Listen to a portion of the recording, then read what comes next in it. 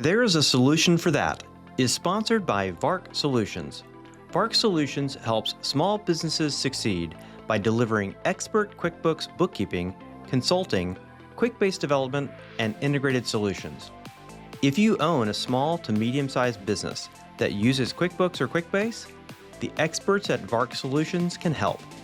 In business since 1999, with people who care and the knowledge and experience to solve your toughest problems.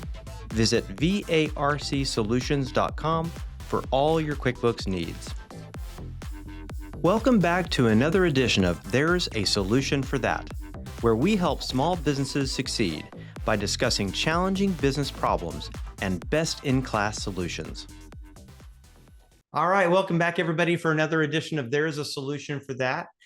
We have got a great guest today to talk to us about why pressure doesn't persuade. We have the founder and chief architect of the Blueprint, the Persuasion Blueprint, Danny Bobrow. So, Danny, thanks for joining our show. Oh, it's a pleasure, Brad. Thanks for having me.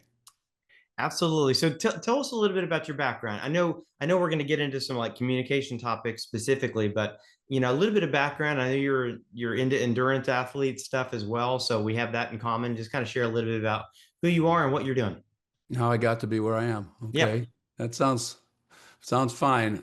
I really before dentistry, I actually cut my teeth as a self-employed teenager, selling local households on window washing and gutter cleaning.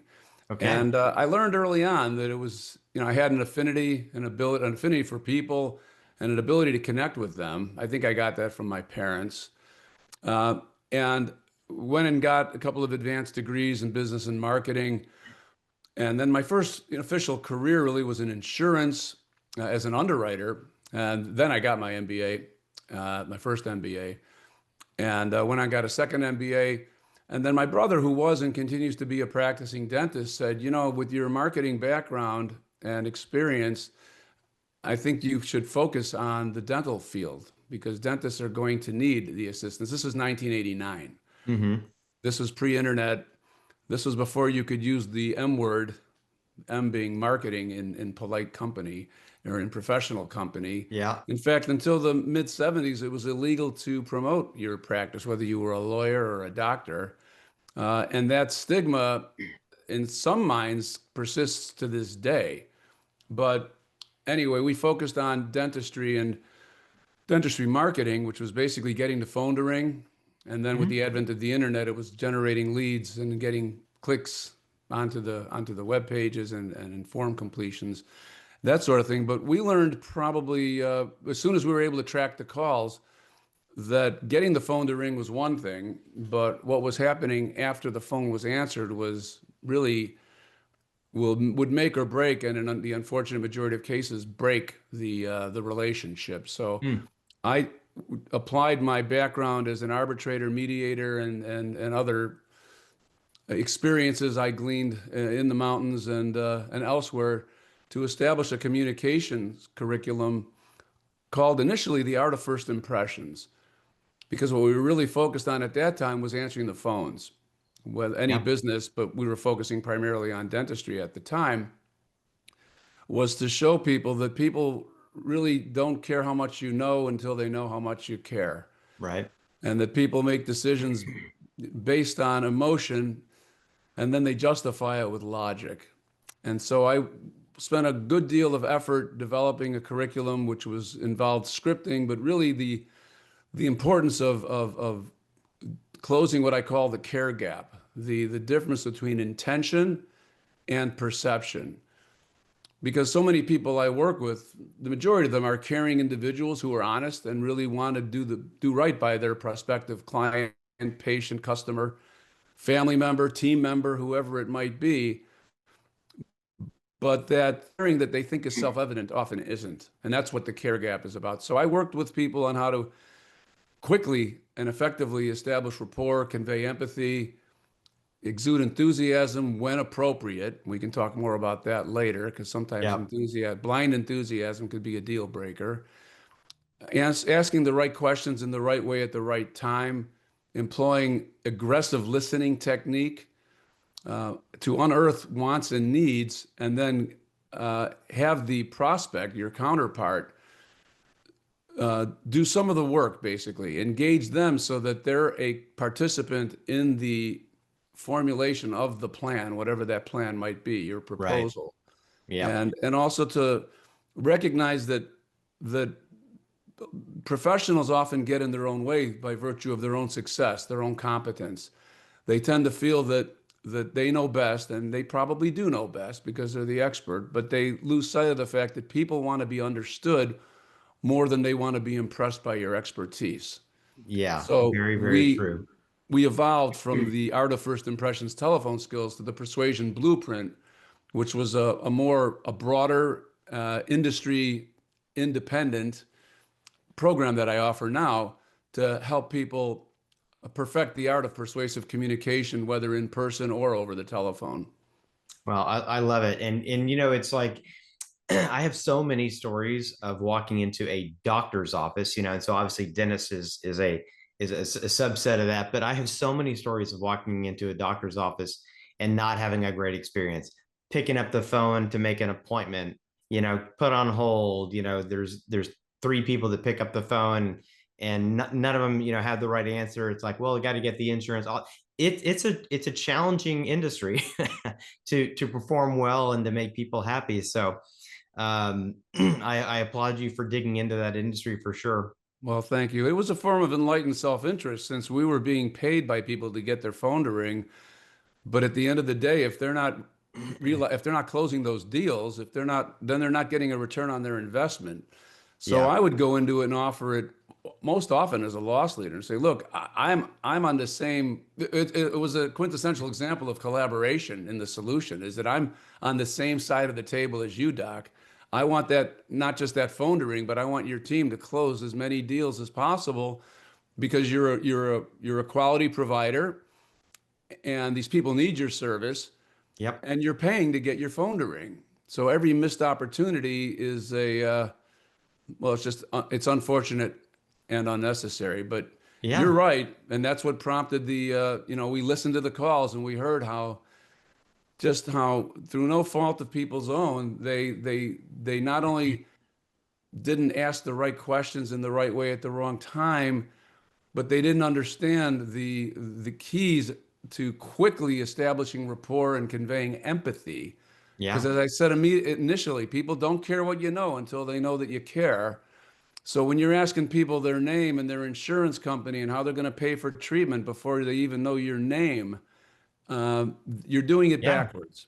And that's Yeah. unfortunate because they're following a script. Their practice management software says, well, you got to get the name, you got to get the insurance, you got to get the date of birth. But as somebody, I think it was, I don't remember who said it, but if we're going to do business together, the details can wait. And if we're not going to do business together, the details don't matter. You are so right in that. And interestingly enough, I actually, so we're recording this just after the new year. And over the Christmas holiday, I got a really, really bad cold and had to go to a place. And of course, now that you bring it up, it's like the first experience that I had after walking in was not oh my God, how are you feeling? It was more of a, have you registered online? Oh, you haven't? Here's a tablet. Your name, And so it wasn't, yeah, it just wasn't a great, warm, right. empathetic experience. So I can see how that would make a difference one way or the other. But also let's broaden the topic. So this obviously doesn't apply just to dentist office. It doesn't apply Certainly just not. this. I This have, applies to every business. right, I have students that are working to improve the communication with their teenage daughter. I've got people that are working to improve communication with their spouse, with team members, with employers, because the persuasion blueprint, these 3 C's of persuasive communication, can help properly frame any discussion and unearth unstated needs and wants, whether it's your subordinate, your peer, or your superior. The skills are universally applicable. Well, you've mentioned the 3 C's a couple times. So define those terms for us so we have a little bit more context on what Sure. that's all about. The 3 C's are caring, connection, and collaboration. And at the beginning, especially in a new relationship, they are fairly sequential in terms of what you need to, the boxes you need to tick or check off. So we want to establish caring right at the beginning because, as I've already said a couple of times, people don't care what you know until they know that you care. And we work at length on showing people how to quickly do that because people will make a decision about whether they like you or want to work you or with you or trust you. Zunin and Zunin wrote a book called The First 4 Minutes, where they said it was the first 4 minutes. I can pretty much tell, and at the sound of at the risk of sounding arrogant, I can listen to a phone call and tell usually within the first 11 seconds or so if this is going to go well or not. So it's a matter of really quickly using some simple but effective techniques to connect with people, and then to move on to the connection component, which is establishing trust and earning trust and establishing credibility. And it's a matter of doing it at a pace that's comfortable for your counterpart. Because again, as I mentioned earlier, you can be the most knowledgeable person in the world, but if you overwhelm that person with your knowledge, you come off as arrogant and not listening to their needs. So at this stage, the connection, I think, is more often successfully achieved by demonstrating your understanding of this person's needs, even if you've heard it 1,000 times before, than it is letting them know how smart you are and demonstrating your knowledge by completing people's sentences and telling that you know what they're going to ask before they ask it, even Right. if you do. Right. Yeah. I would imagine one of the worst things you can say during that conversation is, I know. Yeah. No, Correct. I know. I know. Yeah. I've heard that. I know that. I've seen that before. Right. And people often think that shows knowledge and and confidence that, listen, your situation is not unique. And that's okay to say in the right time, in the right way. But people, even if you're biting your tongue saying, I know what they're going to say, I know, just keep it to yourself and give them the respect of verbalizing what they need to do. And you might be surprised. You may well learn something because it's rarely the case that I listen to a prospective client, customer, patient, either of my own or on behalf of one of my students, and not say, "Did you hear that bit of information there?" And they say, "Yeah, there was something that was actually something I hadn't thought of." Yeah. No, I think that to your point, and you haven't said it, but I think there is an underlying part of this, which is having a little bit of humility to be able to say, I don't know it all, and I might learn something from this if I just shut up long enough. I didn't say it, but you're absolutely right, Brad. Right. It's being humble. People appreciate that. Uh, I've watched when I was in the health club industry before I got into dentistry. I was in health club sales, and there was a woman she was old. She was like 35 years old because we Yep. were all in our mid 20s at the time, Right. and she wasn't particularly fit. English wasn't her first language, and she wasn't particularly well, she didn't dress very well, to be honest. She was kind of frumpy. Hmm. And I walked by her cubicle, and there was hardly a moment that went by where there wasn't some new member with a pen in his hand signing a contract. And more important to me than figuring out how to make more sales myself, I thought, I'm going to see what makes this person tick. And what I determined was that the reason that she was so successful when other far more fit, confident, even cocky individuals were not selling like she was that she allowed her prospect to feel in control. And one way to do that is with humility. Hmm. So the logical disconnect of saying, well, I want to join a health club, I would think I'd want to work with somebody that was really fit and buff and knew everything about the fitness programs. I realized that took seconds, a back seat to just empowering people to feel that they were in control. Yeah. And that's what works. And I think humility is a Yeah. big part of that. Yeah. So the caring and connection basically to say, look, I know it. I know it took a lot of it. It took a lot just to show up here. It took a lot to just make it to the gym to say I want to change my life, and get healthier. That That's one right. decision was a lot. So I mean, being able to connect on that level, Yeah, it makes a lot of sense. Well, Well, that's so an here, important here's point too, to acknowledge the decision that the person has already made, which is yeah. to overcome inertia, fear, embarrassment, to come into the club. Absolutely. Well, let me ask you this. This is like right on the surface, and I always wanted to like go deeper on certain areas. So so you've got that lady just as that one example who she didn't necessarily look the part, but she did exceptionally well because she had certain skills, aptitudes, abilities, ways of dialoguing, etc. Have you seen from your experience that it's more about getting the right person that has kind of those natural-ish type of gifts and abilities, or is it more like you can pretty much work with anybody and get them to a proficient point? Like That's a great what's been your question. experience?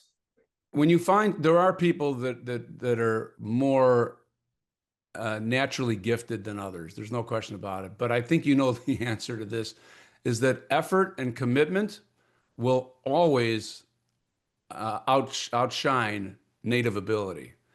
And so anybody can learn this. That's what's exciting for me about it, especially because in today's increasingly polarized world, we need this. I mean, if I had $1 billion or however many million we would need, I'd like to offer this for free to our public school curriculum, just to Yeah. get children to start working on how to recognize that their reality, because especially when you're younger, you think your reality is reality. But to understand that people approach the same situation with a different set of experiences, excuse me, wishes, fears, and that when you master this, communication becomes so less staticky. And this is all, it's all about being honest too. Sometimes people hear persuasion and they confuse it with manipulation. Everything I'm coaching people on is to be as non-coercive as possible. And that means there's no substitute for competence and talent. So I'm not saying that somebody can come in who doesn't know anything about the subject matter and still be successfully persuasive. That's going to backfire. Yeah, they still have to be competent and learn whatever it is about the product or service, right? Definitely.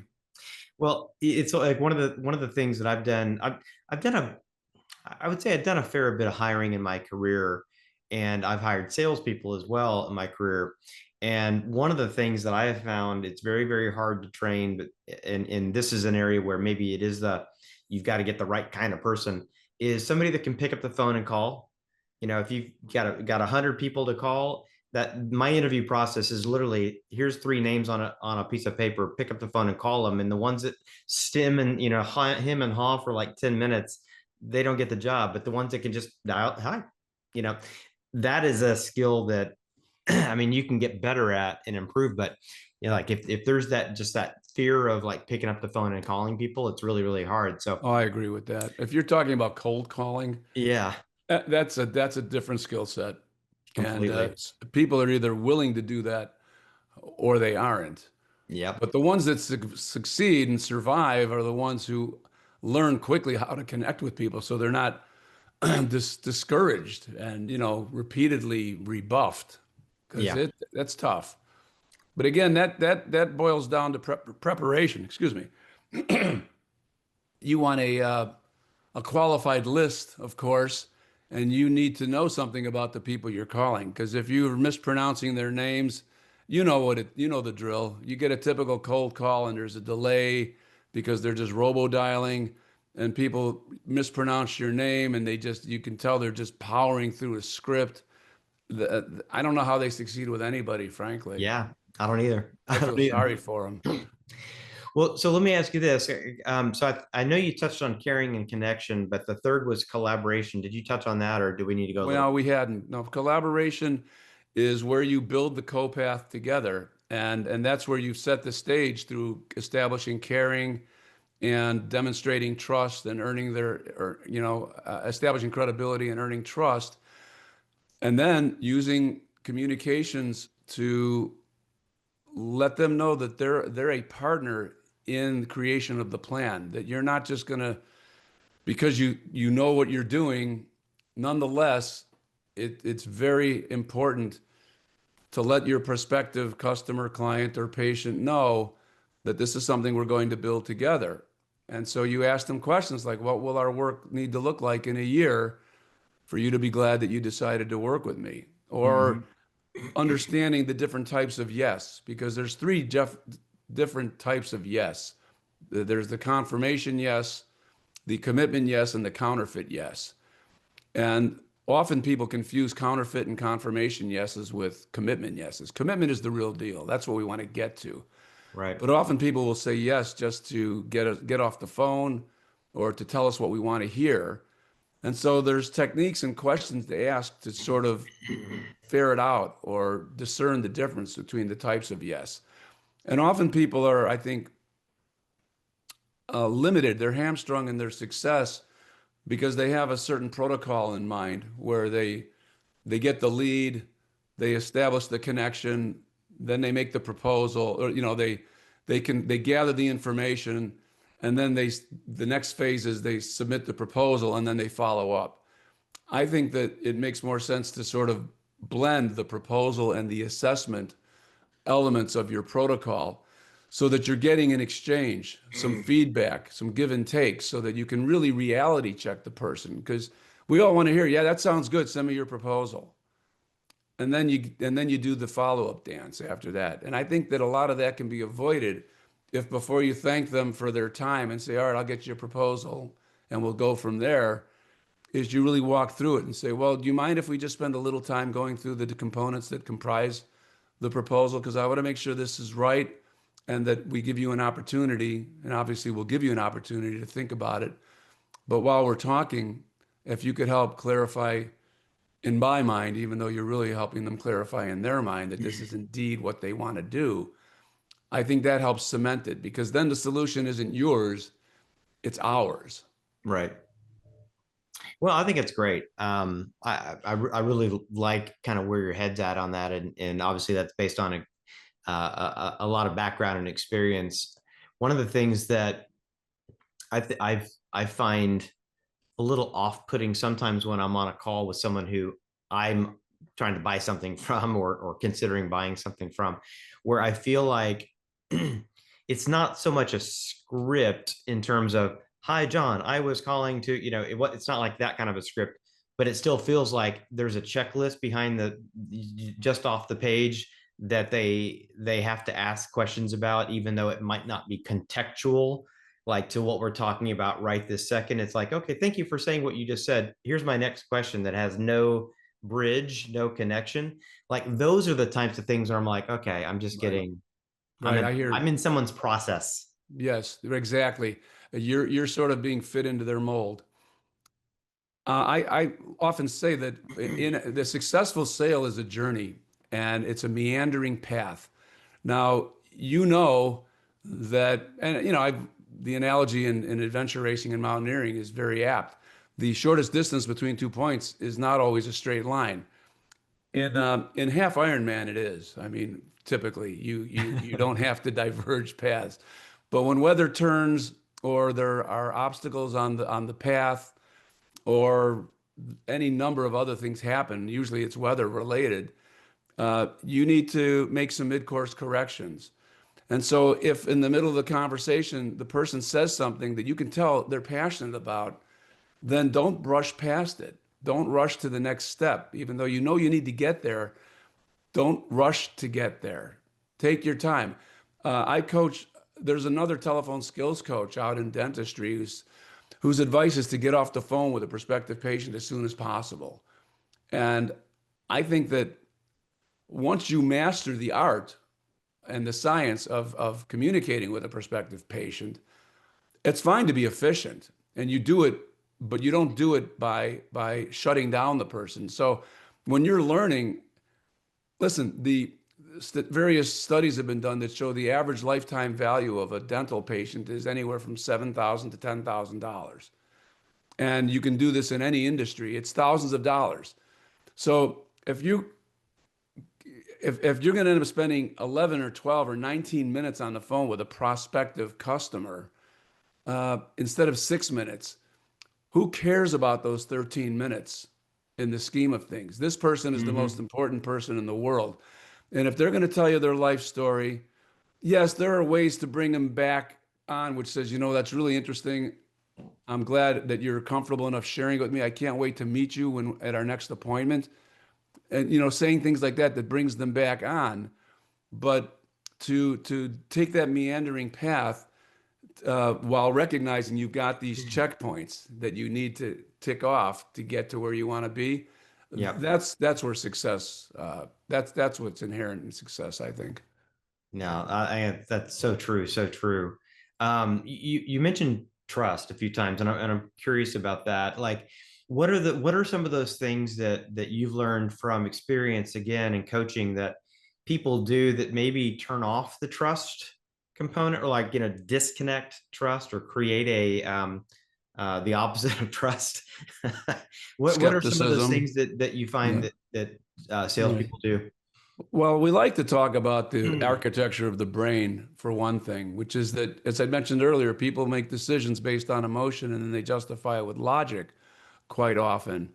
The amygdala, part of the limbic system, is what's responsible for emotion, for reacting. And trust is a big one, or lack of trust. And so, we explain to people that if you're going to earn somebody's trust, again, you need to start with letting them know that you're a human being who cares. So when we're in the healthcare setting, for instance, somebody calls one of my offices who I've trained, and they say, "Hi, thanks for calling our dental office. This is Danny. How may I help you?" And they say, "Hi, I'd like to know what a crown costs, or I'd like to know if you're in my plan, or I'd like to know why the sky is blue." In other words, I really don't care what question they ask you. Your answer should be the following, without exception. I can help you with that. My name is Danny. May I ask who I'm speaking with? And I'm establishing a tone of caring right off the bat. And then whatever they say, I say, uh, are you in any discomfort presently? Even if I know they're calling and saying, "Hi, I'd like to know if you're in my plan. I'm new to the area and I need a new dentist." I would still say, "Are you in any discomfort presently?" Because it's an opportunity for me to signal that I care about them. Yeah. And then I want to know if they're who I can thank for referring them to us, which shows confidence, and also that I care about whoever referred you to us, because we're a caring organization. And then I'll ask, who can we thank for, then I'll ask, if necessary, if it's a busy situation, because again, this is the most important person in the world. So in our script, our TAFI introduction, which is short for the art of first impressions, the TAFI introduction, the next question often is, would you mind if I place you on hold for just a moment so that I can give you I can get to a quiet area and give you my undivided attention? And in all these statements, they're all questions, and I'm asking the questions. So at the same time that I'm expressing empathy and establishing rapport, I'm also managing the call, because whoever asks the questions controls the call. But while I'm earning their trust by just showing that I care largely.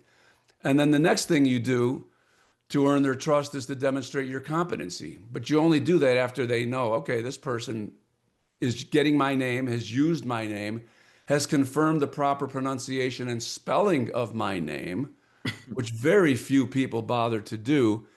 And if you think about it, if you're a person for whom English isn't your first language, or you have a difficult to pronounce name or spell name, how special does that make you feel about the person at the other end of the phone if they say, "Excuse me, I'm sorry, before we continue, do you mind if I just confirm the proper pronunciation and spelling of your name?" And then if you want extra points, extra credit, attempt to pronounce it and spell it, which shows your listening ability. To me, that's a no lose situation, because if you get it right, you're a star. If you get it wrong, you still get credit for having tried. Yep, I love that. It's like the the famous famous guy that wrote the book that said, a person's name is like their favorite word in the English language. Dale And Carnegie, Dale person's name is Carnegie. the sweetest sound they will ever hear. There you go. So you might want to Excellent. get it right. I love what you're saying, because like when I meet somebody that has a very commonly misspelled name, like Laurie, is that Lori? Is it Laurie? Is it with an E or a Y? All those types of things. It's like I just know because I've met so many people with those names that's misspelled that I say, is that an EY or an IE? Right. And I'm not doing it on the same, like for the same purpose, but I do want to make sure that I get it right because people do care. So I think that's right on And I point. never thought of this, but small talk is big. Small talk can be very big talk because it Yeah. just breaks the ice too. You can make humor is also something that some people have and some people develop, some don't. But, finding common interest. And the name is such a springboard into conversation. In the last month, I met people with unusual names, and by asking them about the origin of it, we went off on a very long and mutually, I think, rewarding exploration Hmm. about the derivation of the name and the ethnic background, and the challenges that people had. And by the way, it's all sincere because I genuinely do care about people, and I like to add to my repertoire. So every Yeah. opportunity for me to talk to someone is an opportunity for me to grow. And that's self-evident to me, but that might be another mindset for people to take away, is that every exchange with somebody is an opportunity for you to grow. Yeah. And in the process, you're empowering them because people like to feel special. Yeah. My one of the things that I'm just I don't know if I've learned it over time or whatever. I'm just a very curious person. So like when I'm asking people questions, it's because I'm truly am curious. It's like, oh, that accent, is that from, is that from Russia or Ukraine? And they'll like, oh no, it's from, Slovakia or, something close. I'm, oh, interesting. So just having that curiosity is something that drives me, but I think that's really just a component of the caring. Like you just care enough that you want to ask those questions. So, Right. well, I know we're getting long on the time. So, question for you: what are some things that like people that are listening to the show right now and they're thinking about either their own sales skills, their own communication skills, or maybe somebody on their team that might need improvement in this area? What are some of those things or habits that you've seen that we should maybe stop doing? And maybe what are some of the habits that you've seen that we need to immediately start doing, just in terms of some real tactical Sure. stuff that somebody could take and apply now? Right. Well, depending on how extensive your sales training background is, well, regardless, I would say of that, it's important to understand or to remember the distinction between attributes and benefits. And an attribute is an inherent characteristic of your offering. The benefit is what people get out of it. What sort of good or helpful outcome results if people choose to work with you. So we work hard with our team, with our students, to work on this by unearthing attributes, by stating something about your business, and then listening carefully for how and whether your counterpart responds to it. So an example might be to say that what would be good at our ski hill, because I'm a ski instructor too, at one of the hills where I teach, kids ski free. Now that would be important to know if they had kids or not before you said that, right? But even if they don't, that's important information to learn too. But you could say not only they ski free so that you have the freedom to come here and to experience the joy of the outdoors in as affordable a way as possible. Or our clinic is open on weekends. That means we're here for your schedule when it's convenient for you. Or we offer a commitment to oral systemic health, which we talked about, I think, before we started the recording. Yeah. That that there's an increasing body of knowledge that shows that maintaining oral health does not just help you keep you out of pain and keep you smiling. It can also save your life. It can help, prevent things. So if you say we offer oral systemic health model in our practice, that means not only can we help you smile, but we can also save your life. And then you listen for how the person responds to it. And by listening aggressively, you can tell whether this is important to them or not. So you're basically building a case for why somebody should work with you by having in your communications quiver in advance a list of benefits and Yeah. services that you offer and how to translate those attributes into benefits through what I call a word bridge, which is Yeah. we offer dental sleep medicine. That means that we can not only help you prevent snoring, which is good for your spouse and you, but it might also save your life because obstructive sleep apnea can be a deadly disease. Yeah. And then listen I for the love this. response. I Mhm. love this because what the words that came into my mind were you're connecting the feature to the benefit, right? Correct. You're translating this feature to what the actual impact is, which is great advice, by the way. Thank you. So I guess the wisdom there is like if you're a salesperson or if you got somebody on the team and maybe something that you're whether it's a product or service that you're providing is highly technical and maybe you have this predisposition to pointing out all of these things that it can do, um, or the specific process that you might be going through, it's so easy to focus on the fact and the step and the topic and the point. But to your point, that means I'm going to help you do this, Right. or that means Exactly. here's what you're going to Yeah. get. Don't assume that the benefit is self-evident. Put yourself in the position of the happy client enjoying your service because it's enabled them to do what? Address fear, cost, lead to Yep. happiness, give them confidence, make them look good, recognition, all the emotional feelings that will inure when somebody decides to work with you. And the best way to do that, it's been said that the best salespeople are the best storytellers. So and I mentioned the communication quiver earlier. What you want to do is add to that basket of communications as many real life stories that you can draw upon when appropriate, so that you can really paint the picture of this person happily enjoying whatever it is that you're selling. Yep. Yep. And I guess part of the competence training is understanding um, this is what we do, but this is the real world outcomes of that work that we do. And So always confirming the degree of importance that this has for the yeah, person. So you state the attribute, you translate it into a benefit, and then you respectfully, you shut up and listen yeah, and don't move on. Pause. Give people, that's another thing I would suggest. I think a lot of people fear silence. And silence is your best friend in sales. The best salespeople are the best listeners. And I learned not too long ago that the word listen and silent are the same words. They're just spelled differently.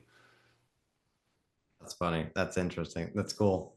Well, so I know again we're almost out of time here. So I imagine there's somebody that's listening, that's going, I want to learn more about this topic. I want more help. I know that I need help. And so if someone wants to reach out to you and get some of that coaching, get some of that curriculum that you talked about, how do they go about doing that? What's the best way to reach you? Yeah, the easiest way is to just go to my website, which is my name, DannyBobrow.com. And once you're there, you can request to receive a complimentary persuasion scorecard, which will establish a baseline. It's just a series of questions that helps develop sort of your current profile for how well you score on the three C's of caring, connection, and collaboration in persuasive communication. And you can also request a strategy session with me. It's complimentary. At that time, we would get together. I would learn about you, what your interests are, where you're at, and how we can craft the program to work for you. Okay, perfect. Now I'm going to ask a question that may not be obvious. How do you spell Bobrow for the folks that are that are listening? Thank you. In case it's not in the show notes, Right. it's Bobrow. Danny, Danny, Bobrow. Thanks for the clarification. Appreciate it. .com. Okay, perfect. Well, hey, Danny, this has been great. I've as always, I've learned a few tips for myself and some things that we can apply internally in our business, and I know other people that are listening as well. So, thank you so much for coming on the show and sharing some of your wisdom. Really, really, really appreciate it. The pleasure was mine, my friend. Thank you very much for the time. Appreciate it. Absolutely. And for those of you that are watching and listening, again, I hope this was really helpful. If you've got specific topics you want to hear more about, let me know. Otherwise, reach out to Danny and see if he can help your team. Thanks again, and we'll see you next week. Thanks, Brad. There is a Solution for That is produced by VARC Solutions. This episode was produced by Ashley White and Aaron Riley. You can subscribe to this podcast on Apple Podcasts or Spotify. Watch the video version on youtube.com/theresaSolutionforThat. Or visit varcsolutions.com/podcast, where you'll find our entire podcast archive, as well as show notes, links to solution providers, and complete transcripts of every episode. If you love the podcast, please leave a review with your comments.